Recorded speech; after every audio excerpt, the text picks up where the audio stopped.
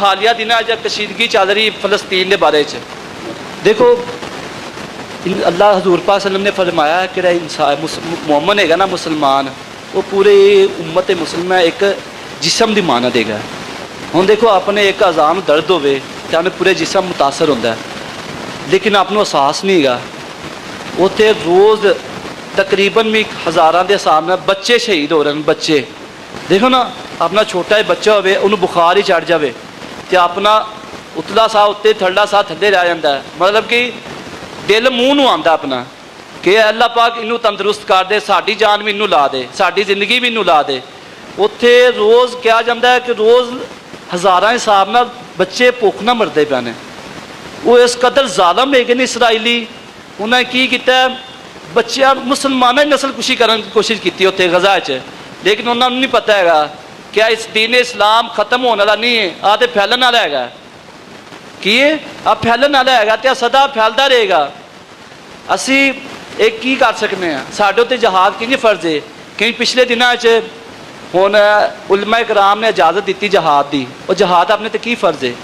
देखो ना आप मुसलमान हो गए अपनी दुकानों के अंदर वो प्रोडक्ट पै हुए इसराइली प्रोडक्ट की पै ने, वो लेज़ पई है, कोक की बोतल पई है, किहड़ा दिल करता है जिंदा दिल करता उन्होंने शऊर है। मैं नहीं कहता कि शऊर नहीं है, शऊर है लेकिन वो अमल नहीं करना चाहता, बस मुँह का मुसलमान बनया फिरदा है, दिल का मुसलमान नहीं है।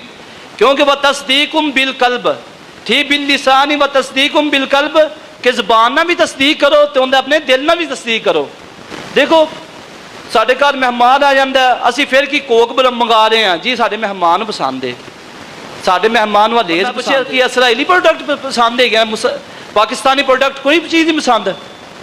अपने उत्ते जहाद आइए कि आप की अपनी आवाज़ में बुलंद करिए जिन्ना हो सके। क्योंकि जेड़ा मुसलमान है उनके तीन हालत ने, वो तीन हालत जहाद कर सकता है। कहंज पहली हालत है कि वो अपने हत्थां नाल उस जालम नूं रोके, किहदे नाल अपने हत्थां नाल उस जालम नूं रोके।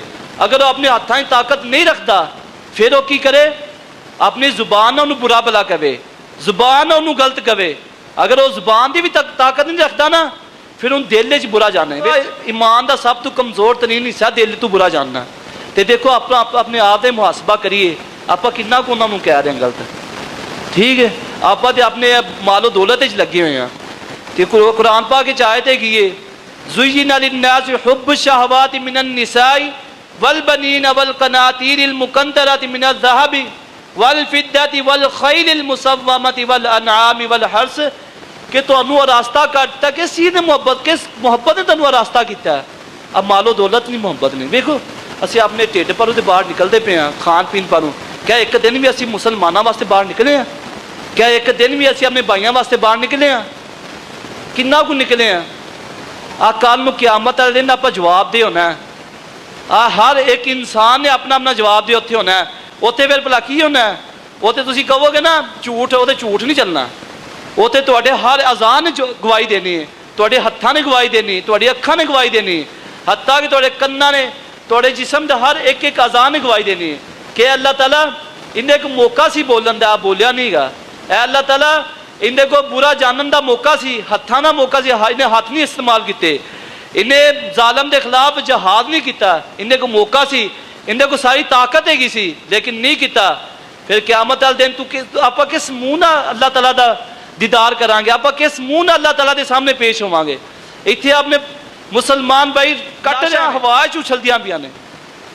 देखो ना साडा एक भरा छोटा या वड्डा ला लो जिहड़ा भी उन्होंने कुछ हो जाए तो असी आप बेकाबू हो जाते हैं, असी अपने आप पर काबू नहीं रख सकते। तो उत्ते दिनों के पता है किन्ने किन्ने बच्चे शहीद हो रहे हैं, वो नस्ल कुशी करना चाहते हैं। उन्हें पिछले दिन एक न्यूज़ आई है BBC की न्यूज़ हैगी, उन्हें कहा जा रहा है कि आने वाले चंद 48 घंटे या गालमन 24 घंटे है उन्हें तकरीबन 14 तो 15 हज़ार बच्चे भुख की वजह तो शहीद हो जाएंगे। तो असी की हाँ साढ़े हुक्मरान कोई गैरत नहीं, कोई गैरत नहीं। वो अपने एसियां थले आराम करते पे ने, ना उन्होंने कोई परेशानी है। दरअसल वो दिल च एहसास नहीं रह गया। हज़रत अल्लामा इकबाल का शेर है ना, दर्द दिल के वास्ते पैदा किया इंसान को वरना इबादत के लिए कुछ कम ना थे करो बयान। किन्ने वास्ते पैदा किया गया इंसान नूं?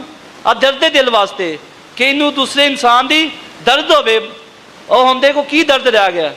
आपनू तो इतने बैठा हुआ इंसान बर्दाश्त नहीं होता, हसद इन्ना हो गया। हजूर पाक सल्लम को पूछा गया, क्या तुहाडी उम्मत च कोई शिरक नहीं करनगे? आपने फरमाया मेरी इन्ना को मैनू हैगा कि मेरी उम्मत च कोई शिरक नहीं करेगा, लेकिन हसद बड़े करनगे। मैनू इस चीज़ का डर हैगा कि हसद करनगे। आप हसद देखने किस कदर आप हसद करने हैं।